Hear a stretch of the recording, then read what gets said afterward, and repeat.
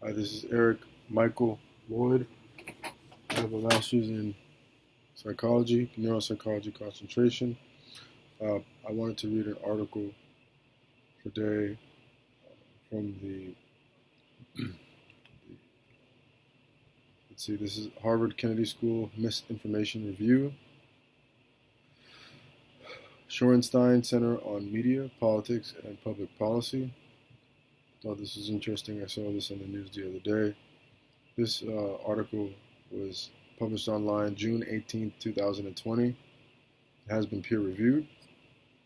It says the causes and consequences of COVID-19 misperceptions, understanding the role of news and social media. We investigate the relationship between media consumption, misinformation, and important attitudes and behaviors during the coronavirus disease 2019 COVID-19 pandemic.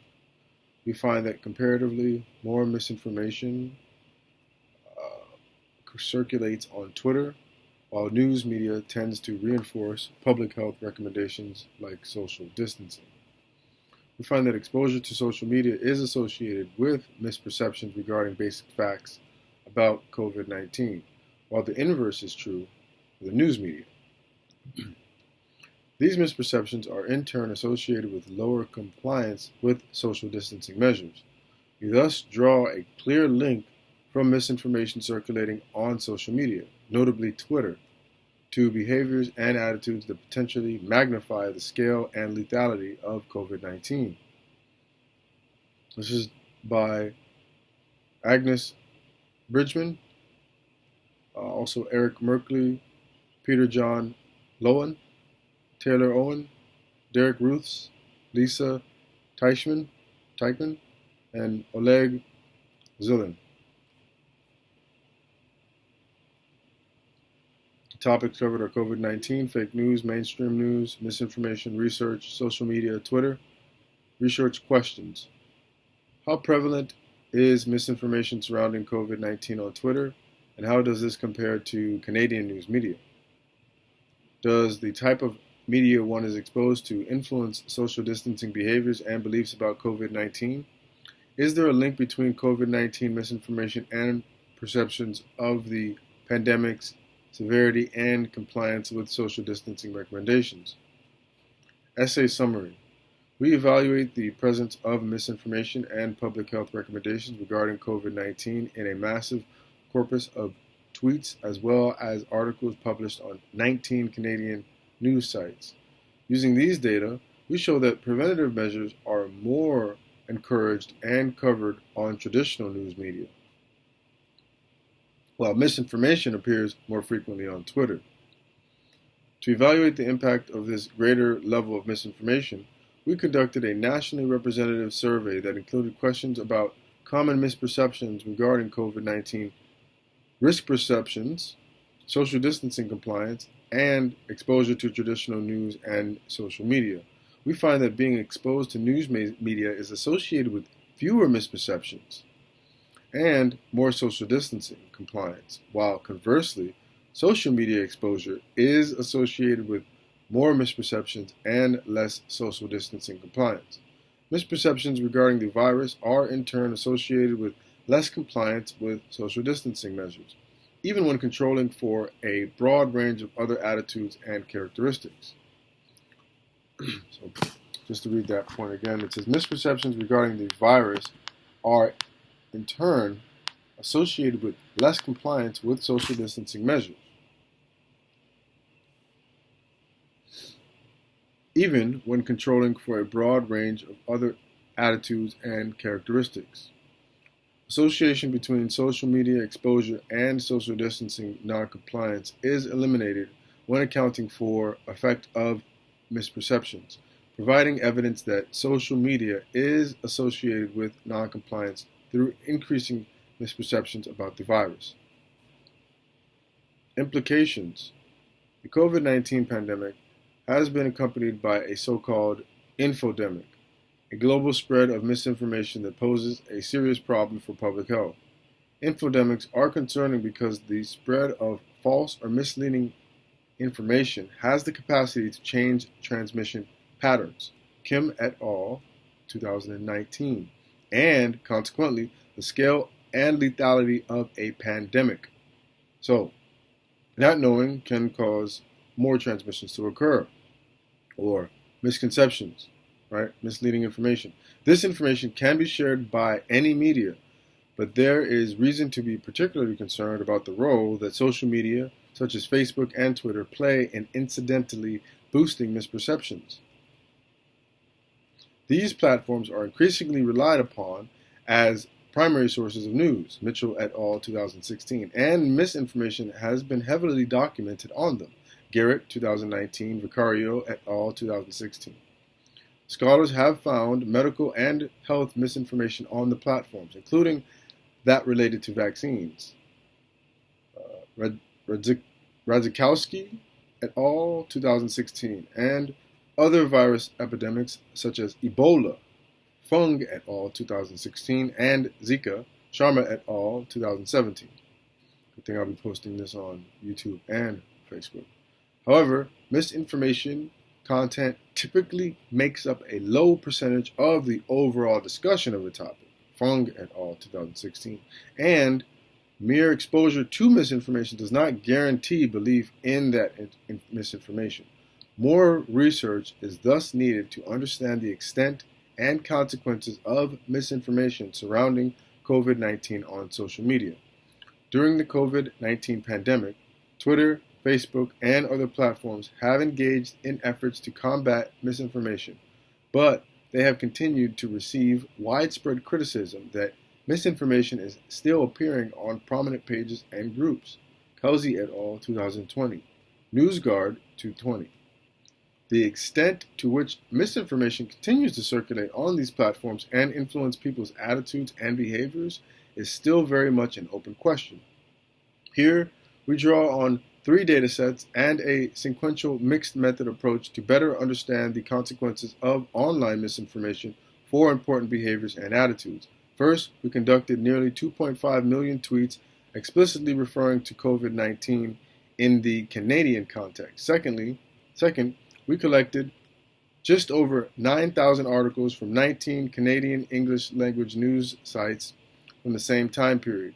We coded both of these media sets for misinformation and public health recommendations. Third, we conducted a nationally representative survey that included questions related to media consumption habits, COVID-19 perceptions and misperceptions, and social distancing compliance. As our outcome variables are continuous, we use ordinary least squares regression to identify relationships between news and social media exposure, misperceptions, compliance with social distancing measures, and risk perceptions. We use these data to illustrate 1. The relative prevalence of misinformation on Twitter, 2. A powerful association between social media usage and misperceptions on the other hand, and social distancing non-compliance on the other. Misinformation and compliance with social distancing. We first compare the presence of misinformation on Twitter with that on news media and find, consistent with the other country cases, Chadwick and Vicari, 2019, Vicario et al., 2016, comparatively higher levels of misinformation circulating on the social media platform in other country cases. We also found that recommendations for safe practices during the pandemic, for example, washing hands and social distancing, appeared much more frequently in the Canadian news media. These findings are in line with literature examining fake news, which finds a large difference in information quality across media. Al-Rawi, 2019, Guess and Nahan, 2018. Spending time in a media environment that contains misinformation is likely to change attitudes and behaviors.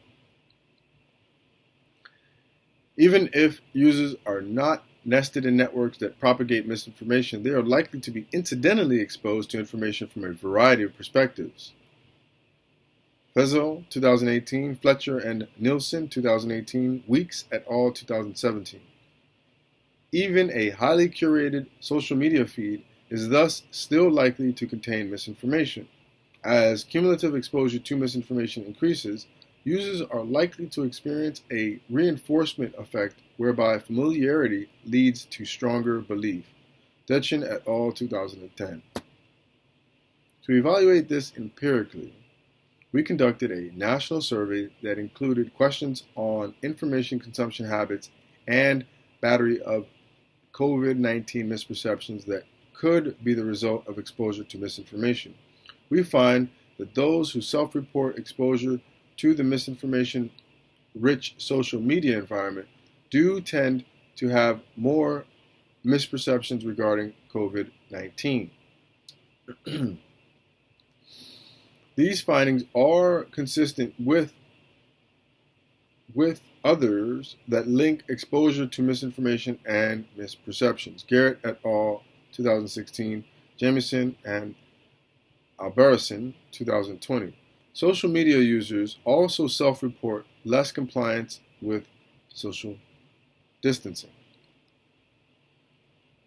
Misperceptions are most meaningful when they impact behaviors in dangerous ways. During a pandemic, misperceptions can be fatal. In this case, we find that misperceptions are associated with reduced COVID-19 risk perceptions with lower compliance with social distancing measures. We continue to find strong effects after controlling for socioeconomic characteristics as well as scientific literacy. After accounting for the effect of misperceptions on social distancing noncompliance, social media usage no longer has a significant association with noncompliance, providing evidence that social media may lead to less social distancing compliance through its effects on COVID-19 misperceptions. While some social media companies have made efforts to suppress misinformation on their platforms, there continues to be a high level of misinformation relative to news media.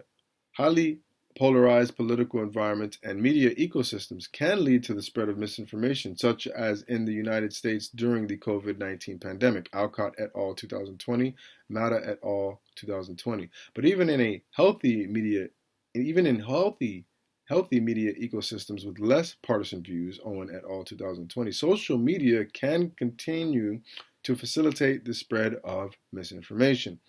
There is a real danger that without concerted efforts to reduce the amount of misinformation shared on social media, the large-scale social efforts required to combat COVID-19 will be undermined.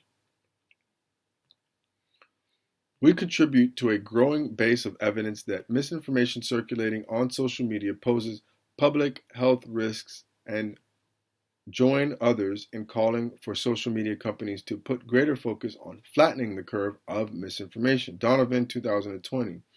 These findings also provide governments with stronger evidence that the misinformation circulating on social media can be directly linked to misperceptions and public health risks. Such evidence is essential for them to chart an effective policy course. Finally, the methods and approach developed in this paper can be fruitfully applied to study other waves of misinformation, and the research community can build upon the link clearly drawn between misinformation exposure, misperceptions, and downstream attitudes and behaviors. Next steps. We found use of social media platforms broadly contributes to misperceptions, but were unable to precise the overall level of misinformation circulating on non-Twitter social media. Data access for researchers to platforms such as Facebook, YouTube, and Instagram is limited and virtually non-existent for Snapchat, WhatsApp, and WeChat. Cross-platform content comparisons are an important ingredient for a rich understanding of the social media environment, and these social media companies must better open their platforms to research in the public interest. Findings.